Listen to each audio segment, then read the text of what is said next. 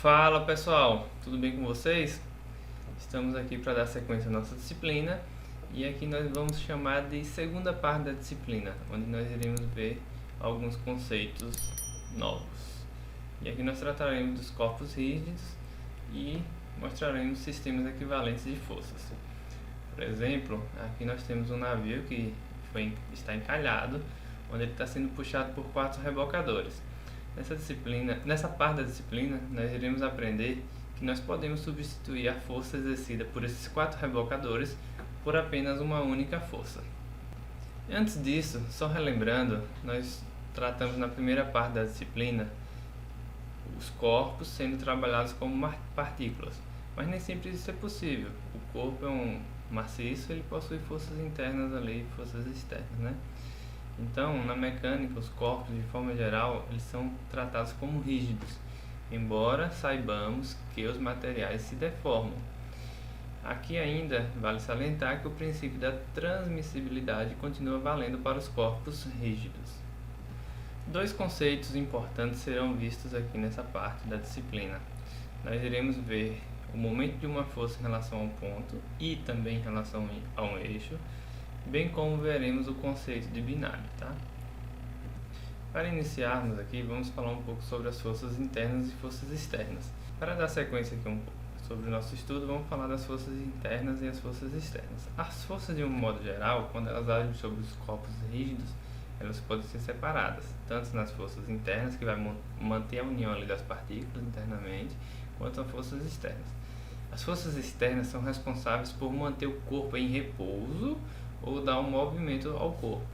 E as forças internas são utilizadas para dar coesão e manter juntas as partículas que compõem o corpo. Vejamos aqui as forças que atuam sobre esse caminhão. As pessoas estão puxando, temos aqui 3 pessoas puxando o caminhão num determinado sentido. O que acontece? As pessoas que puxam a corda exercem uma força F. Então aqui nós podemos dizer que tem uma força F sendo exercida. Essa força vai tender a movimentar esse caminhão para a frente em linha reta, não é isso? Esse movimento ao caminhão, ao qual se mantém cada linha reta em sua orientação original, é conhecido como translação. Então aqui nós podemos perceber, e temos aqui mais um conceito, que é o conceito de translação, tá? Já se nós aplicarmos aqui uma força de um macaco, por exemplo, vamos aplicar aqui um macaco sobre esse eixo dianteiro, o que vai acontecer? O caminhão vai girar em torno do eixo traseiro. A tendência é que o caminhão faça esse movimento. Esse movimento aqui é chamado de rotação. Não se esqueçam, né? Do mesmo modo, se ao invés de aplicarmos esse movimento aqui desse macaco, nós posicionarmos o macaco aqui nesse ponto, a tendência é que o caminhão faça esse movimento de rotação aqui, não é isso? Aqui temos um diagrama de forças onde mostram as forças externas que são exercidas sobre o caminhão. Nós temos aqui uma força peso que é rebatida por 2 forças resistoras, se assim podemos chamar, que seria R1 e R2.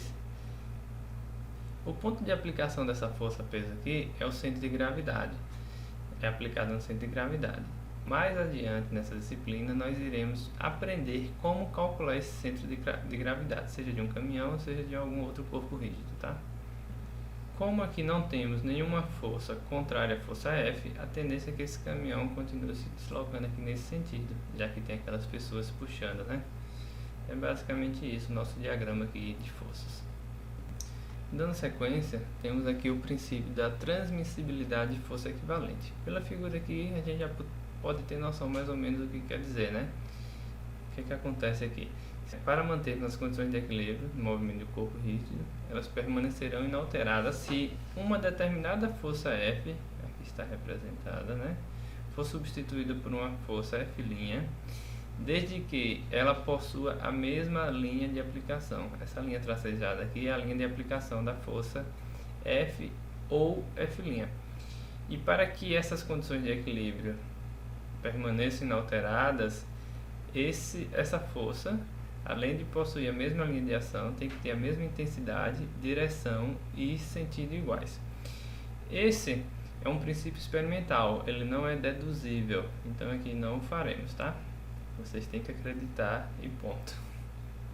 Logo, nosso estudo aqui da estática será baseado em 3 regrinhas básicas que já vimos, que foi a lei do paralelogramo, a primeira lei de Newton e o princípio da transmissibilidade. Dando sequência aqui, nós temos que, mesmo sabendo que F e F' são forças equivalentes e estão na mesma linha de ação, nós não podemos estar chamando isso dessa forma que a gente está chamando.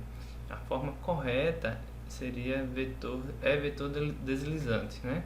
Pois as forças são livres para deslizar ao longo da sua linha de ação. Porém, para fins didáticos, nós continuaremos chamando de força, tá?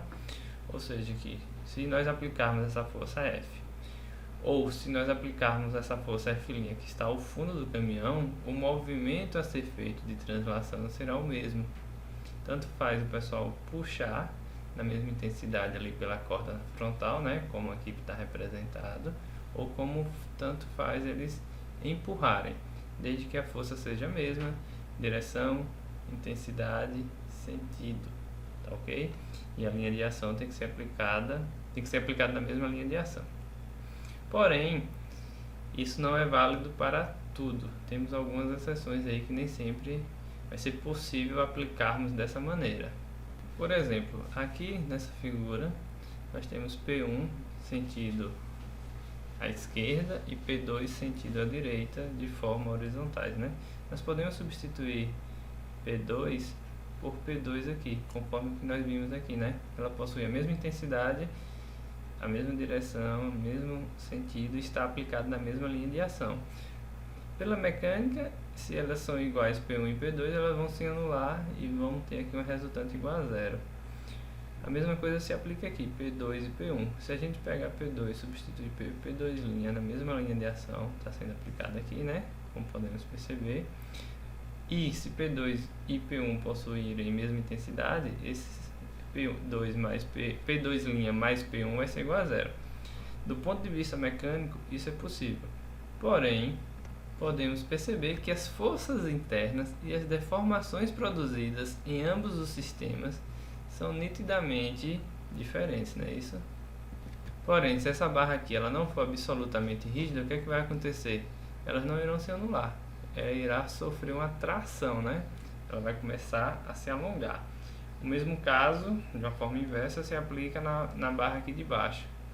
Nessa situação, se ela não for absolutamente rígida, o que é que vai acontecer? P1 e P2 está fazendo um achatamento, e isso a gente chama de compressão. Tranquilo, pessoal? Para compreendermos melhor um pouco sobre o que uma força faz em relação ao corpo, nós iremos aqui aprender o momento que uma força faz em relação ao corpo, qual é a deformação que é realizada, né? E para tanto será importante aqui nós aplicarmos o produto vetorial de dois vetores e alguns outros conceitos matemáticos. Para tanto, esse produto vetorial de dois vetores ele deve satisfazer algumas condições. São elas: a linha de ação de V é perpendicular ao plano que contém P e Q. Nós temos aqui uma figura onde nós temos o vetor P e temos o vetor Q. Ambas estão no mesmo plano. Eu vou chamar aqui de A, no plano ABCD. Eu poderia dar um nome, porém eu estou chamando aqui ABCD. Esse plano está contido, então, essas duas forças, então elas são coplanares, elas estão no mesmo plano. Entre elas possuem um ângulo θ. Então, a linha de ação de V, que no caso é o produto vetorial de P e Q, ela é perpendicular ao plano que contém P e Q. Então ela vai estar aqui nesse sentido representado, né? Conforme a figurinha está mostrando. Uma outra condição que deve satisfazer é que essa intensidade de V é o produto da intensidade de P e Q e do seno do ângulo θ formado por P e Q. Por isso que esse ângulo é tão importante, né? E com isso nós vamos ter então que a intensidade de um produto vetorial é V é igual a P vezes Q vezes o seno de θ. Não esqueçam disso. Lembrando que o seno de θ, num círculo trigonométrico, o seno vai estar aqui, aqui vai ser 1 e aqui vai ser menos 1. Onde aqui vai ser 0 e aqui vai ser 0, pelo círculo trigonométrico. E uma outra condição que deve satisfazer é o seguinte: a direção e o sentido de V são obtidos pela regra da mão direita. Observe que, se não tiverem um ponto em comum de aplicação de P e Q, elas deverão primeiro ser redesenhadas com as origens no mesmo ponto. Por exemplo, se eu tenho aqui aquela situação do exemplo anterior, estão aqui nesse plano, tanto P quanto Q está contida nesse plano. Eu tenho que fazer a regra da mão direita no sentido de um para o outro, conforme a ordem que está sendo solicitada. Se é de P para Q, vai estar nesse sentido. Pela regra da mão direita, vai estar apontando para fora da minha mão. Se for no sentido contrário, de Q para P, a regra da mão direita vai estar apontando para dentro da minha mão aqui nesse exemplo, tá? Então, é uma outra condição que tem que ser atendida. Ainda, quando nós temos aqui dois vetores P e Q que têm a mesma direção, eles têm a mesma direção e sentidos, sejam eles iguais, ambos indo para a minha esquerda, ou opostos, um indo para a direita e outro para a esquerda, vai ser nulo. Por quê? Porque o ângulo 0 e o ângulo de 180 possuem seno nulo, tá ok? E onde a intensidade de V também pode ser representado como a área desse paralelogramo. Além disso, Q ainda pode ser substituído por Q', coplanar com P e Q. E tal que a linha que une as pontas de Q e Q sejam paralelas a P. Tranquilo? Só para... Estamos colocando ambos no mesmo plano e estamos fazendo uma substituição ali, né? Coplanar. E se essa substituição coplanar unirmos as pontas de Q e Q' ali, nós podemos escrever o seguinte aqui, que esse produto vetorial de P vezes Q, primeiramente aqui, né? Esse produto aqui desse P vezes esse Q, ele pode ser escrito pelo mesmo produto de P vezes Q'. Tranquilo? Além disso, essa área aqui que foi formada é a intensidade do produto vetorial. Um pouco complicadozinho de entender nesse primeiro momento, mas a partir do momento que a gente pega o livro e dá uma lida, dá uma estudada, fica mais interessante. Porém aqui tem, né, que a intensidade é a área desse paralelogramo. Esses produtos vetoriais também obedecem a algumas propriedades. Uma delas é que não são comutativos, o que isso significa que Q vezes P, o produto de Q vezes P, é diferente de P vezes Q, né? Nós já podemos perceber aqui que Q vezes P é igual a menos V. Se eu venho de Q para P, o meu vetor V vai estar apontado para baixo. E de P para Q vai estar apontado para cima. Então, Q vezes P é igual a menos V e P vezes Q vai ser igual a V, né? Porém, nós podemos escrever que Q vezes P é igual a menos P vezes Q. Está mudando o sentido, né? Já a propriedade distributiva, ela é aplicável. Nós podemos dizer que P vezes Q1 mais Q2 é o mesmo que P vezes Q1 mais P vezes Q2. A propriedade associativa também não se aplica. Atenção, tá? Quanto a isso. Qual é a propriedade associativa? Que P vezes Q vezes um outro vetor S é diferente de P vezes Q vezes S. São diferentes. Atenção quanto a isso, tá, pessoal? Fazendo um exemplozinho aqui bem simples, só para fixarmos um pouco o conteúdo, nós temos a seguinte questão. Calcule o produto vetorial P vezes Q, onde o vetor P tem intensidade de 6 e está no plano XZ a um ângulo de 30 graus com o eixo X. Então aqui está o vetor P, né? Conforme o enunciado. E onde o vetor Q é de intensidade 4 e está sobre o eixo X. Então Q possui intensidade 4, P possui intensidade de 6. Então aqui ficou fácil, né? Esse produto vetorial, a gente lembra aqui da fórmula, né? Isoceno de θ.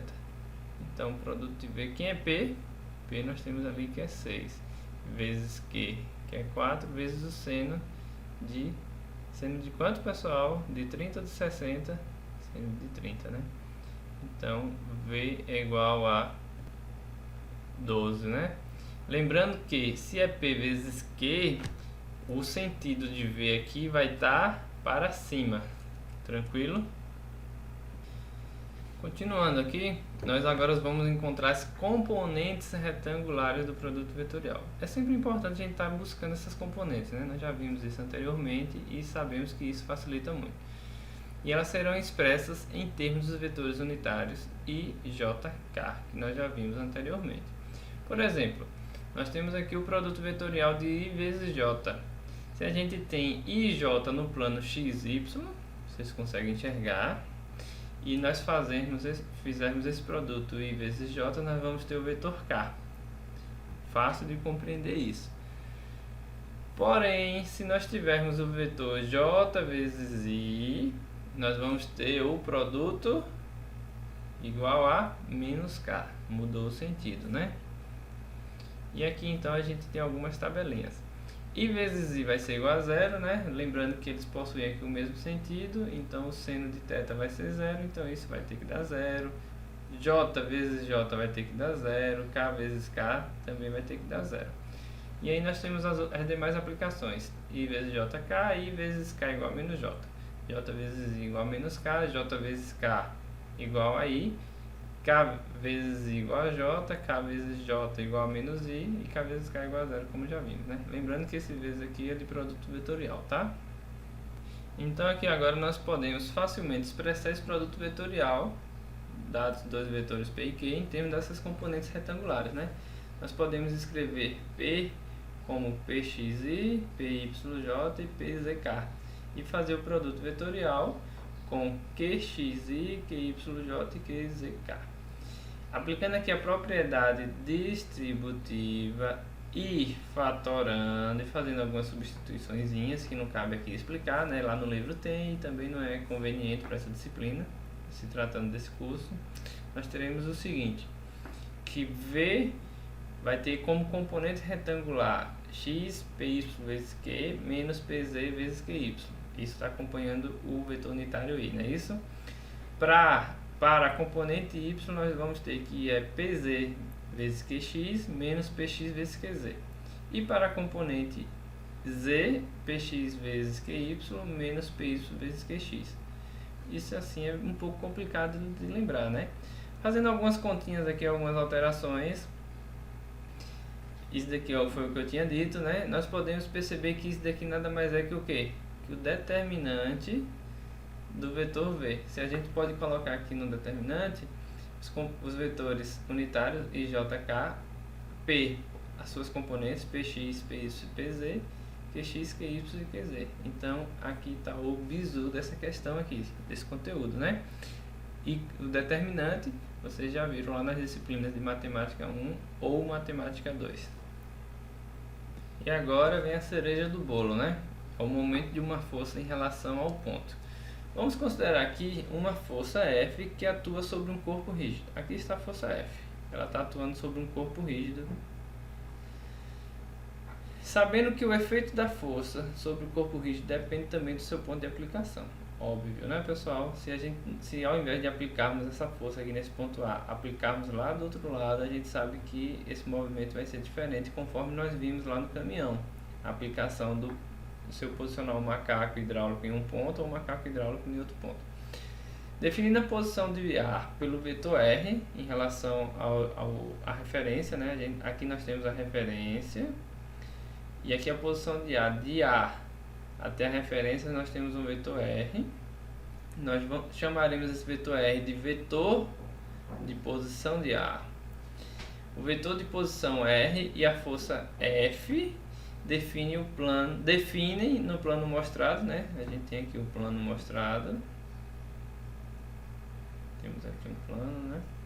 Eles vão definir nesse ponto o seguinte: o momento de uma força em relação a um ponto O, um ponto da forma que você queira chamar aí, tá? Então esse momento vai ser o que? O produto vetorial desse vetor posição pela força que está sendo aplicada. Outra questão interessante é o sentido desse momento. Ele é definido pelo sentido da rotação que faz o vetor R, alinhado com o vetor F, né? Essa rotação, nesse caso aqui específica, será vista de qual forma? Esse corpo vai estar rotacionando nesse sentido. nesse sentido, nesse caso aqui anti-horário, que assim nós podemos chamar. Além disso, nós podemos fazer uso da regra da mão direita, onde o polegar irá indicar o sentido do movimento, tá? Além disso, essa intensidade, esse sentido pode ser resumido aqui da seguinte forma: esse momento pode ser aplicado onde o vetor posição é multiplicado pelo produto de F vezes o seno de F. A depender do seno aqui, pode ser o produto da força vezes D. D, lembrando que está aqui como referência, tá? Esse D aí está como referência e no caso ela é a distância perpendicular da linha de ação, tá? E por que isso é possível? Porque a gente sabe que o seno de 90 é 1. Então o seno de θ some ali da expressão. Tranquilo, pessoal? D é a distância perpendicular do ponto de origem ali até a linha de ação da força F. Com isso a gente tem um ângulo de 90 graus e o seno de θ passa a ser 1 e ele some da fórmula. Na prática nós podemos perceber aqui na figura a seguinte forma com relação ao momento. A gente tem um catavento ali na mão da menina e nós podemos ver a diferença do momento com relação aos seus dois parâmetros. Um é o R, é o vetor posição, e o outro é a força. Na primeira fotografia aqui, a força que a menina vai exercer vai conseguir fazer o giro do catavento. Porém, para girar o catavento de uma turbina eólica, a força exercida tem que ser maior, não é isso? Então, a depender da força, o momento aí vai ser alterado. E com relação ao vetor R, que é o vetor posição, que é a distância, né? Se nós quisermos aplicar uma força ali, e nós como humanos vamos aplicar a mesma força, para a gente variar esse torque, esse momento, nós teremos que mudar então a distância com relação ao ponto de aplicação. Se nós pegarmos uma chave ali pequena e aplicarmos uma força nesse parafuso dessa fotografia esquerda, nós conseguiríamos obter êxito. Porém, se nós pegarmos essa mesma chave para apertar esse parafuso aqui, nós teríamos que aplicar muito mais força. E como a nossa força, teoricamente, aqui está limitada, o que é que a gente faz? A gente aumenta o braço da alavanca e a gente vai conseguir imprimir a mesma força, porém uma alavanca maior, um momento maior. Tranquilo? Mesma situação com o martelo. Muita gente segura próximo aqui do martelo para cabecear, bater no prego, né? Porém, se você pegar um pouco mais distante, você vai precisar de menos força. Você não precisa aplicar a mesma força que está ali próximo, entendeu? É bem simples esse conceito aí. Eu acho que até que vocês já viram algo parecido no ensino médio. Então, resumindo aqui, o momento de uma força em relação a um ponto vai fazer o quê? Essa intensidade do momento mede a tendência de uma força F de fazer o corpo rígido, que no exemplo anterior foi uma porca do parafuso, girar em torno de um eixo fixo dirigido ao longo desse momento. A unidade de medida, como a força vai estar expressa em newtons, a distância em metros, o momento vai ser expresso em newtons vezes metro, tá? Aqui na estática, nessa disciplina de Sistema Estrutural 1, nós teremos muitos problemas com estruturas bidimensionais. Por exemplo, a gente tem aqui uma estrutura bidimensional, onde temos uma força sendo aplicada nesse sentido, e nós temos aqui uma distância D e um ângulo de 90 graus. Então aquele seno de θ já some porque é 1, né, pessoal? E aí nós vamos ter um momento sendo aplicado nesse sentido. E considerando que isso daqui seja o plano, vou chamar esse plano de um papel qualquer, né? O que vai acontecer? Quando eu venho aqui de F nesse sentido, o sentido da resultante desse produto vetorial vai estar para fora do papel. Se nós fizermos o contrário, de F nesse sentido aqui anti-horário, o que é que acontece? Vai estar para dentro do papel, né? Vai estar furando o papel, esse vetor resultante aí. E como sempre, né? Vamos aqui então encontrar as componentes retangulares do momento de uma força. que nesse caso é o teorema de Varignon. Varignon foi um estudioso que foi o primeiro a fazer essa descoberta, né? E ele diz o seguinte: se nós temos ali várias forças, F1, F2, F3, F4, sendo aplicadas ali no ponto A, nós podemos pegar a componente de cada uma dessas forças e fazer o produto por R. E nesse produto nós encontraremos um momento único. Então, ele diz assim, ao pé da letra: o momento em relação ao dado ponto O, da resultante de diversas forças concorrentes, é igual à soma dos momentos das várias forças em relação ao mesmo ponto. Fazendo uma tradução aqui em simbologia matemática, nós vamos ter o quê?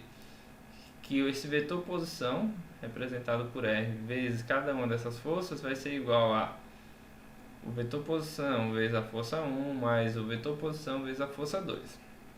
E aí, se nós fizermos a decomposição dessa força e desse vetor posição, nós teremos as seguintes expressões. Fazendo mais algumas continhas, substituindo tanto o vetor posição quanto essa força na expressão do momento, que é essa expressão aqui, e considerando que o momento pode ser escrito dessa forma, o que é que nós vamos ter? Alguém tem ideia? As componentes retangulares do momento, que mx vai ser y vezes fx menos z vezes fy. Lembrando aqui, pessoal, que x, y e z, conforme a nossa figurinha aqui, são as coordenadas do ponto A com relação ao ponto O, a origem aqui, né? E só relembrando o conceito de produto vetorial, essa expressão aqui nada mais é que o quê? Eu não preciso memorizar tudo isso. Nada mais é que o determinante IJK, x, y, z, porque aqui é o vetor posição, fx, fy e fz. Tranquilo? Vamos aqui fazer um exemplo para fixar um pouco o conteúdo. Nós temos aqui uma força de 500 N que está sendo aplicada na extremidade de uma alavanca. Aqui está a extremidade, aqui está a força de 500 N e ela está ligada a um eixo em O0. A alavanca possui 60 centímetros e está posicionada com relação a 60 graus em relação ao eixo X. O que é que a questão nos pede? 5 itens. O momento da força de 500 N em relação a O, a força horizontal que está sendo aplicada em A, que gera o mesmo momento em relação à origem, a força mínima aplicada em A, que gera o mesmo momento em relação à origem, a que distância do eixo deve atuar uma força vertical de 1,2 para gerar o mesmo momento, e se alguma das forças obtidas nas respostas anteriores B, C e D é equivalente à força original. Então, vamos destrinchar aqui uma por uma a partir de agora. Então, destrinchando aqui, a primeira pergunta é: qual é o momento da força de 500 newtons em relação ao eixo O? Nós podemos fazer o que? Nós podemos encontrar essa distância aqui, porque eu vou ter uma distância, eu vou ter um vetor posição perpendicular à linha de ação da força de 500 newtons. Logo eu vou ter um ângulo de 90 graus e vai ser mais fácil de eu resolver essa questão, né? Quanto é que vai ser isso daqui? Se aqui nós temos um triângulo retângulo, não é isso, pessoal? Só relembrando, aqui eu tenho 60 centímetros, 0,6. Aqui eu tenho o meu D que eu quero encontrar, né? Aqui eu tenho um ângulo de 60. Se eu calcular aqui o cosseno de 60, eu vou ter o que? O cosseno de 60 vai ser cateto oposto, que no caso aqui é D, sobre 0,6. Logo, eu vou ter um D igual a 0,3 metros. Logo, ficou fácil, né? Esse momento aqui da força de 500 vai ser F vezes D. Esse momento vai ser 500 vezes 0,3. Esse momento aqui vai ser o que? 5 vezes 3, 15. Com mais um zero ali. E as casinhas, né? 150 newtons metros. Então, a letra A já foi. Não tem bicho de 7 cabeças aqui. A gente só precisa entender os conceitos e fazer as aplicações, né? A segunda parte ele pede o seguinte: a força horizontal aplicada em A, que gera o mesmo momento em relação a O. Então, o que é que ele quer? Ele quer uma força, o valor dessa força horizontal, que está sendo aplicada aqui, né, nesse ponto A, que possui o mesmo momento. O momento a gente já sabe que deu 150, né? 150 newtons vezes metro. Então nesse caso aqui eu preciso encontrar essa distância, porque aí eu vou ter o vetor posição que é perpendicular a essa força F aqui que a questão nos pede. Então se essa distância aqui na questão anterior foi o cosseno, aqui vai ser o seno, né? Então vai ser seno de 60 igual a D sobre 0,6. Logo, o meu D aqui vai ser igual a 0,52 metros. Então ficou fácil, né? Momento é igual a F vezes D. Qual é o meu momento? 150. Quanto que é a minha força? É o que eu quero encontrar na questão. Qual que é a minha distância? 0,52. Logo, a minha força é de 288,5 newtons. Então, a segunda parte da questão já foi, né? Vamos agora para a terceira. Na terceira questão ele pede o quê? Qual que é a força mínima aplicada aqui no ponto A que gera o mesmo momento em relação ao O? Que gera o mesmo momento. Então, se é para gerar o mesmo momento, eu já sei que o momento é 150 newtons vezes metro. Ele quer a força, então eu só falta encontrar o D. Lembra da alavanca, do exemplo do martelo? Quanto mais distante eu pegar, maior vai ser o meu braço e, consequentemente, eu vou ter que aplicar uma força menor. Então essa força mínima vai ser aplicada onde? Quando eu estiver aqui entre o 0,6 e o ponto A, uma força sendo aplicada aqui nesse sentido. E aí eu vou possuir esse ângulo de 90 graus. Então, aplicando a fórmula, momento, força vezes D, eu tenho que 150 é igual a F, que é a força mínima que eu vou encontrar, vezes 0,6, que é a distância aqui que eu já tenho, né? Então eu tenho que a força mínima aplicada para gerar o mesmo momento em relação ao ponto O vai ser igual a 250 newtons. Tá vendo aí? Quando a gente pega no martelo mais ao fundo, mais ao final do seu cabo ali, seja de madeira ou metálico, eu preciso imprimir uma força menor. Nesse exemplo, a gente vai conseguir gerar o mesmo momento com a força pela metade. É só posicionar de uma maneira correta, né? 250 para 500, gerando o mesmo momento. Vamos aqui então para a questão 4. A que distância do eixo deve atuar uma força vertical de 1,2 kN para gerar o mesmo momento em relação a O? Então, o mesmo momento a gente já sabe, calculou na primeira questão. Lembrando que se a gente errou na primeira questão, se 150, a gente vai fazer um erro em cadeia, né? Por isso a importância da atenção e do estudo da prática. Então, onde é que vai estar sendo aplicada aqui essa minha força de 1,2?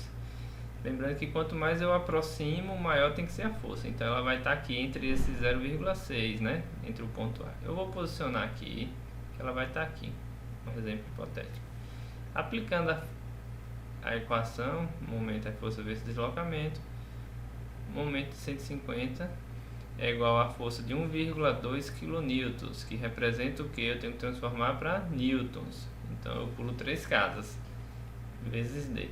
Eu vou cortar esse zero, eu vou ter que a minha distância é igual a 0,125 metros. Lembrando que essa distância é aqui.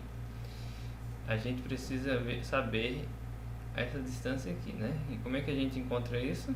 Como?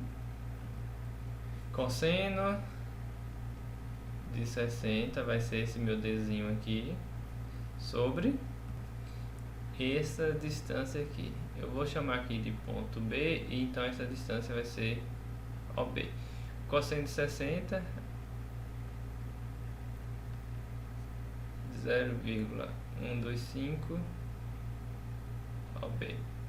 Eu tenho aqui que o meu OB tem que ser igual a, vai ser igual a 0,25 metros.